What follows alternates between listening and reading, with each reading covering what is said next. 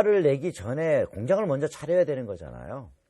근데 이게 대부분 우리 농민분들이 솔직히 말해서 돈이 좀 없죠. 그러니까 국가 보조 사업을 많이 받아요. 그래서 국가 보조 사업을 바닥에 깔고서 우리가 공장이 만들어지죠. 뭐 한 50% 정도 보조 받으시고 50% 정도 자부담하셔서 액수야 뭐 크던 적던 상관이 없지만 좀 한 가지 부탁 좀 드리려고 합니다. 사업계획서 좀 잘 써라라는 겁니다. 사업계획서 제가 융복합 지원 사업이라든지 각 지자체 몇 군데 같은 경우는 농정심의위원으로 같이 참여해서 외부 심사위원으로 활동을 합니다. 뭐 며칠 있다 장흥군이라든지 용인시 같은 데도 또 이제 내년도 또 사업 좀 심사하러 갑니다. 근데 보면 알아요, 우리가. 어떤 사업계획서 이렇게 보면, 아, 이 사람은 참 조금, 속된 말로, 우리 표현으로, 아, 이 사람 살짝 꼈다, 이거. 이거 열성적으로 할 사람 아니다. 이거 알아요. 어떤 분들은 이렇게 넘겨보면, 아, 이 사람은 정말 간절하다. 이 사람은 정말 이거 열정도 있다. 이거 모르는 심사위원 없거든요. 근데 문제는 이렇게까지 표현하고 농민이라고까지 얘기하는 저조차도 살짝 꼈다 하는 곳에 제가 도장을 찍을 때가 더 많습니다. 열정과 간절함은 점수와 수치화시킬 수 없습니다. 사업계획서 쓰는 요령이라는 게 있거든요. 물론 저 말고도 사업계획서 쓰는 방법을 이야기해 주시고 토론해 주시고 강의해 주시는 분들 많습니다.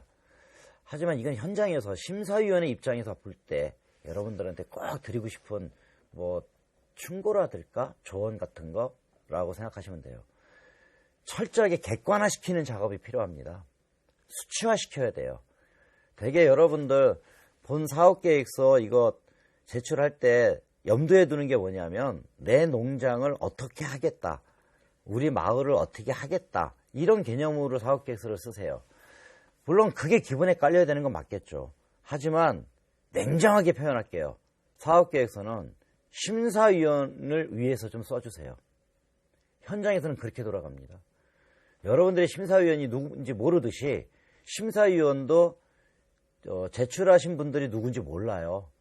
그러면 우리는 철저하게 모집 요강, 공고 요강에 가장 적합한 수치화되어 있는 거를 따지기 시작하거든요. 그래서 여러분들의 사업계획서는 심사위원들을 위해서 좀 이렇게 신경을 써주셨으면 좋겠습니다. 그래서 거기에 제일 중요한 거는 뭐냐면은 정성적 평가보다는 정량적 평가서를 좀 많이 넣어주셨으면 좋겠어요. 뭐 본 사업 유치해서 농가의 부가가치를 더 증대해서 소득 증대하겠다. 이거 좋죠. 그런데 그런 분보다는 단기 목표와 장기 목표를 정확하게 설정하셔서 본 사업계획서의 단기 목표는 만약에 2021년도 12월 31일까지 사업이 종료가 된다면 2022년 12월 31일까지 단기 목표로 얼마까지 올려보겠다, 매출을. 장기 목표로 2025년 12월 31일까지 얼마를 올려보겠다. 또 요즘 많이 들어오는 것 중에 하나가 또 농촌의 일자리 창출이 아닙니까? 아, 본 사업 유치해서 우리 농장에서 뭐 일자리를 많이, 고령 일자리를 창출하겠다. 좋은 얘기죠. 하지만 그것보다는 본 사업장에서 본 사업을 유치해서 단기 목표로 내년도 12월 31일까지 몇 명을, 또 장기 목표로 2025년 12월 31일까지 몇 명을 이렇게 수치화되고 구체화돼서 적시되는 게 필요하더라는 겁니다. 그래야 점수화하고 수치화시키기가 좋아요, 우리가.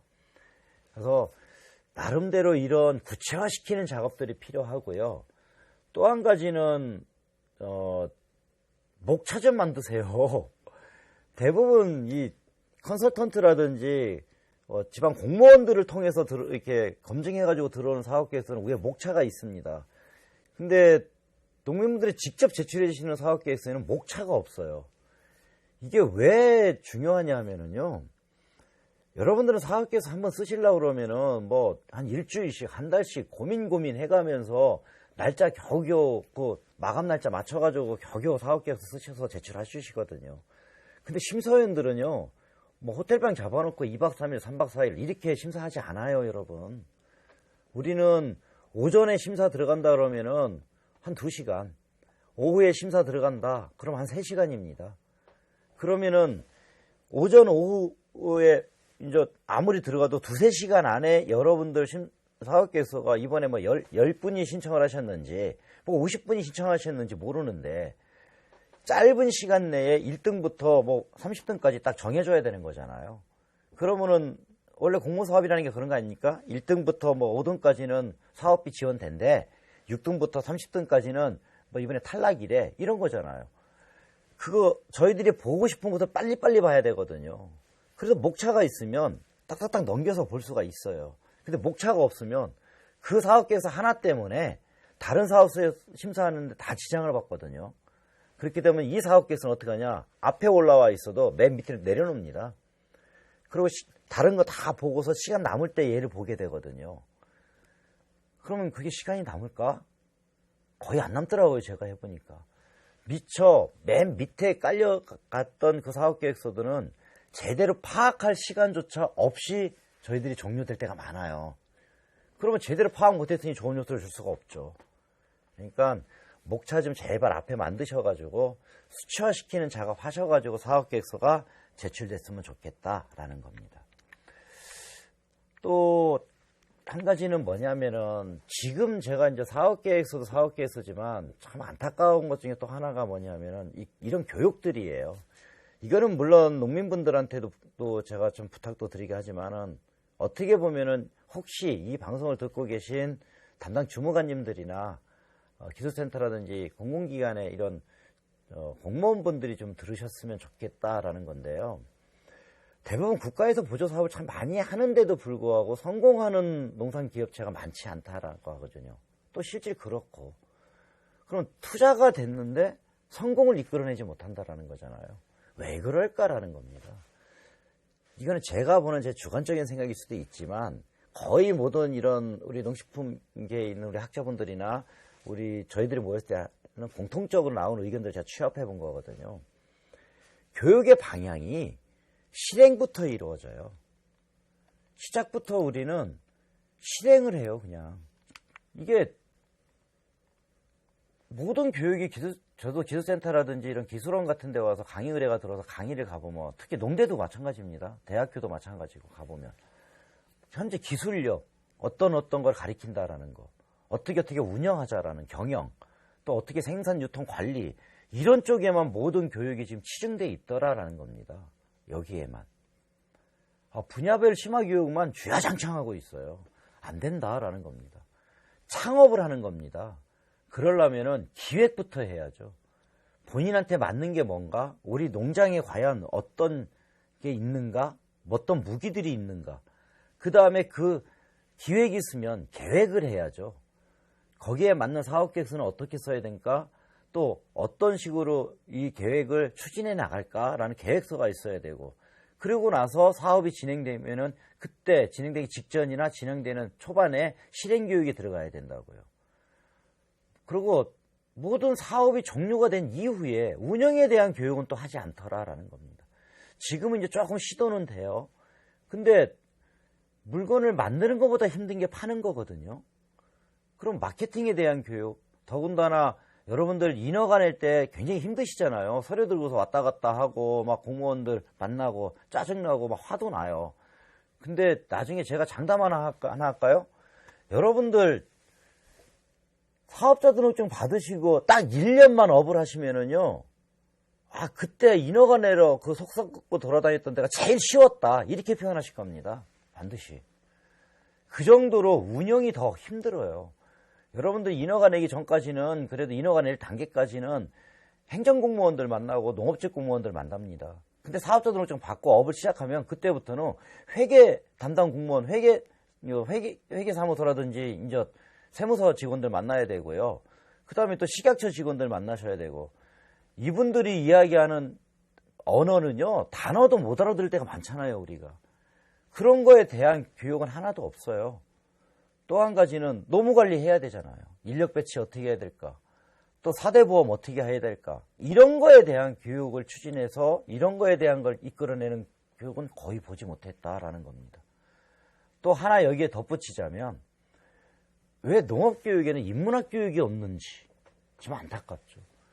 여러분들이 사시는 지역이 뭐 한 20, 30년 전에 갑자기 재개발돼서 사람 하나도 안 살던 동네에 뭐 인구가 들어와서 지금 이렇게 산다? 그러면 제가 뭐 할 말은 없습니다만 대부분 우리 농촌은 수백 년, 수천 년 전부터 사람이 살고 있던 곳이거든요. 그렇다면 내가 사는 지역에 한 100년 전, 200년 전, 500년 전에 우리 할아버지의 할아버지들은 어떤 걸 드셨을까? 그 당시에 우리 선조들, 우리 어머니의 어머니들은 어떤 농사를 지으셨을까? 어떤 먹거리를, 요리를 하셨을까? 라는 인문학적인 공부도 필요하다라는 겁니다. 그래서 제가 장을 만드는 사람이다 보니까 가끔 그런 얘기 하거든요. 예를 하나 들어드리면 이런 거예요. 여러분들, 우리나라에서 최고 북쪽에 있는 강 이름이 뭐죠? 두만강입니다. 콩두자 찰만자, 콩이 가득 차서 건너 다닌 강. 이 지구상에서요, 콩을 제일 먼저 접했고 먹었던 사람들은 우리 민족입니다. 그래서 세계적으로도 콩의 원산지는 만주 남쪽과 함경도 지역을 콩의 원산지라고 얘기를 하고 있어요. 그럼 우리가 가장 콩을 먼저 접했기 때문에 콩을 가장 잘하는 사람들이에요. 그러다 보니까 콩 가지고 장을 만드는 겁니다. 어떤 나라가 콩 가지고 장을 만듭니까? 콩을 가지고 다룰 줄 아는 사람 자체가 많지 않아요, 지구상에는. 이런 이야기들이 여러분 동네만에도 있거든요. 그런 이야기들이 좀 녹아져서 여러분들 체험을 하시던 여러분들 소비자들한테 물건을 건네줄 때 여러분들 카탈로그에 단순히 제품만 들어가는 게 아니라 내가 사는 지역은 이러이러한 역사성을 가진 이러이러한 농사거리와 이러이러한 먹거리를 생산합니다가 같이 동봉되어진다면 어떨까라는 고민들을 많이 해봤습니다.